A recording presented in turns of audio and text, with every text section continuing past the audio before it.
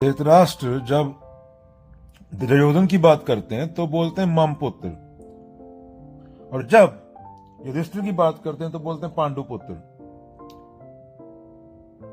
तो पूरा वो युद्ध ही एक धृतराष्ट्र की वजह से हुआ। 5 गांव भी मांगे थे, वो भी नहीं दिए गए, तो समस्या वहां है।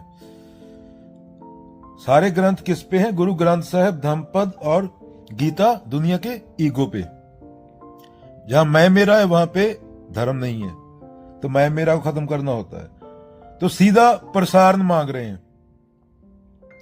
कुरुक्षेत्र से, संजय को बता रहे ना। तो सवाल वो सीधे नहीं पूछ सकते इस नैतिकता में, क्योंकि बुरा लगेगा। पर पूछना क्या चाहते हैं कि दुर्योधन ने पांडवों का सफाया कर दिया कि वो मर गए या नहीं, जिंदा है या मर गए। दुर्योधन ने उनका सफाया कर दिया, पर सीधा वो ये पूछना चाह रहे हैं। तो मैं और मेरा में समस्या है, ईगो में ये समस्या है। जब तक ईगो है, जब तक मेरा आ गया, तब तक आदमी सफर करेगा, द्वैत रहेगा, डुअलिटी रहेगी, और वहां पे वायलेंस होएगा, कॉन्फ्लिक्ट, कंपैरिजन, प्रतियोगिता, ये सब रहेगा वहां पे। यहाँ पे द्वैत है, यहाँ पे डुअलिटी है, वहां पे सत्य के लिए कोई जगह नहीं है। कामी क्रोधी लालची, इनसे भक्ति न होए, भक्ति करे कोई सूरमा, जाति बरन कुल खोए। पढ़िया लिखा मूर्ख आखिए, जिन लोभ अहंकारा, जिन लोभ अहंकारा। तो गीता धृतराष्ट्र से शुरू होती है, इसलिए कृष्ण को 700 श्लोक लिखने पड़े और अष्टवक्र को आधे से कम श्लोक लिखने पड़े। जनक में जिज्ञासा दी, तीसरे श्लोक में ज्ञान चालू हो जाता है। यहां तो पूरा पहला चैप्टर सवालों से भरा पड़ा है, पता नहीं कहां से सवाल, किस किस के सवाल, किस किस को क्या क्या समझाना अर्जुन को, ये क्या हुआ, वो क्या हुआ। अर्जुन तो खड़ा हो गया हथियार डाल के।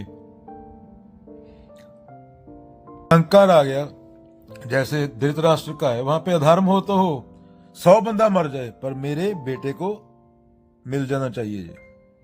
उस धृतराष्ट्र को, ये मूर्ख को पता नहीं कि प्रकृति 60-70 साल में सब साफ कर देती है, तेरा मेरा। प्रकृति किसी को नहीं छोड़ती, प्रकृति के नियमों से बाहर ये जो शरीर है, अगर तू पैदा हो गया तो नहीं बच पाएगा। और यहां से एक रेत का कण भी साथ नहीं ले जा पाएगा, और कहीं जहां नहीं होता, यही रेत का कणी बन के उड़ेगा तू। लोग गलत मतलब निकाल लेते हैं हर बात का। अभी एक बोलता है कि ये भगवान का रूप है, ये अल्लाह का रूप है, ये उसका रूप है। अरे भाई आंकड़े देख, भारत जैसे देश में 40 मिलियन लड़कियां पैदा होने से पहले मार दी गई। समस्या ये नहीं कि मार दी गई, समस्या ये है क्यों मार दी गई, क्योंकि वो लड़की थी। ये सरकारी आंकड़े हैं। कनाडा जैसा पूरा देश मार दिया, किसने मारा? किसने मारा? पैदा होने से पहले किसको मारने का अधिकार होता है? एक लिंग की वजह से।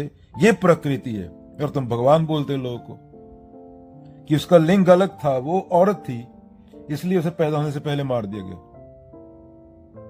ये डिसाइड तुम करने वाले कौन होते हो भाई? अबॉर्शन कराना, अगेन मैं अबॉर्शन के खिलाफ नहीं हूं, मैं उसके पीछे जो सोच है उसके खिलाफ हूं। लड़की थी इसलिए मार दिया गया। ये मूर्ताएं, ये गंद फंद, ये लोग इसलिए इज्जत किसको? सिर्फ सत्य को। सत्य ही है जो कालातीत है। बाकी किसी को फालतू में इज्जत दोगे, वो 20 साल में प्रकृति उसको मिट्टी बना के उड़ा देगी हवा में। सत्य ही है एक जो कालातीत है। और अपनी खुद की लाइफ के डिसीजन किसी को ना लेने दो। अगर तुम्हारे ऊपर कोई डिसीजन थोप रहा है तो तुम्हें उसके कॉन्सिक्वेंसेस फेस करने पड़ेंगे। अभी तेरे ऊपर कोई बैठा बड़े सर वाला बाबा बोल रहा है अमेरिका में, कभी अमेरिका है तो ये कर ले, और तूने फ्रस्ट्रेट हो गया, तूने गन लेके 4 बंदों को ठोक दिया यहां पे, तो जेल में वो इंडिया वाला जाएगा या तुम जाएगा? सीधी बात है ना। तेरी 30 साल की जिंदगी है, 40 साल की, तो अमेरिका की जेल में बैठेगा क्या? तो अपने आप पे कंट्रोल रखना। लोग फ्रस्ट्रेट हो जाते हैं, कोई दूसरे को ठोक देता है, बाहर से लोग आगे प्रेशर करते हैं, ये कर ले, ये कर ले, ये कर ले। हर कोई यहाँ पे कबीर बना घूम रहा है, सलाह दे रहा है। रात को बैठ के दारू पी रहा होता है, सुबह प्रवचन दे रहा होता है। तो इसलिए लोगों को कुत्ते बिल्ले की तरह समझो। इज्जत सिर्फ बुद्ध और कबीर को दो। ये प्रकृति की धूल है, उड़ जाएंगे। अरे मेरा वो है, क्या अंदर लिए बैठा है भाई, क्या मिल जाएगा उसको तेरे से? तेरे अंदर कामना है अभी तो डर है उससे मेरे को 2 पैसे मिल जाएंगे। अरे घंटे में पैसे, आजादी बेच के पैसे थोड़ी कमाए जाते हैं। बाबा नानक ने आजादी बेची होती तो दाल चावल बेच के चले गए होते। बुद्ध ने आजादी बेची होती तो बुद्ध कहां होते? दारू पी के पड़े होते कहीं बुद्ध, औरतों के साथ नाच रहे होते मदिरा पी के, जैसे उसका बाप पे लाता था उसको कि सत्य को न जान ले। तो ये चाट पकौड़ी में नहीं फंसना है। जो सिर्फ सत्य को, और सत्य होता है कड़वा। सत्य तेरे अहम पे अटैक करेगा, सत्य तुझे चपेट की तरह लगेगा अहम को।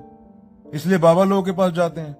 कृष्णों की गीता नहीं पढ़ते लोग, ना गुरु ग्रंथ साहब को पढ़ेंगे, समझने की कोशिश करेंगे।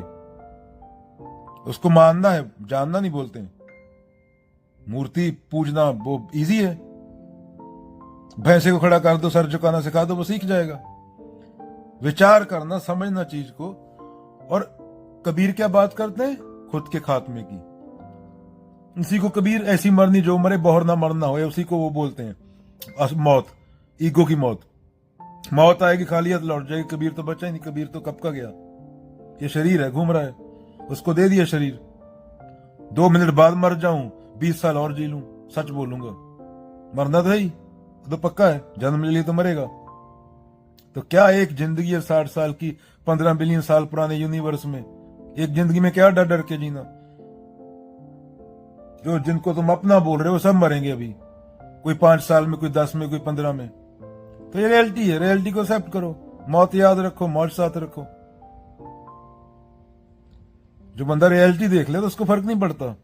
वो काम होता है जो सही काम होता है वो करता है ना। उसको मौत का डर होता है। मौत का डर उसको होता है जिसने झूठी जिंदगी जीता है, जो 2 रुपए इससे चुराता है, उससे रिश्वत लेता है, 4 रुपए यहां से चुराता है, घर में आके बीवी को साड़ी लाके देता है, और वही बीवी दूसरे बंदे के साथ भग जाती है। यही चल रहा है ना। अखबार की न्यूज उठा के देखो, इंस्टाग्राम देखो, यही है, यही समाज है। ऐसा समाज घंटे पे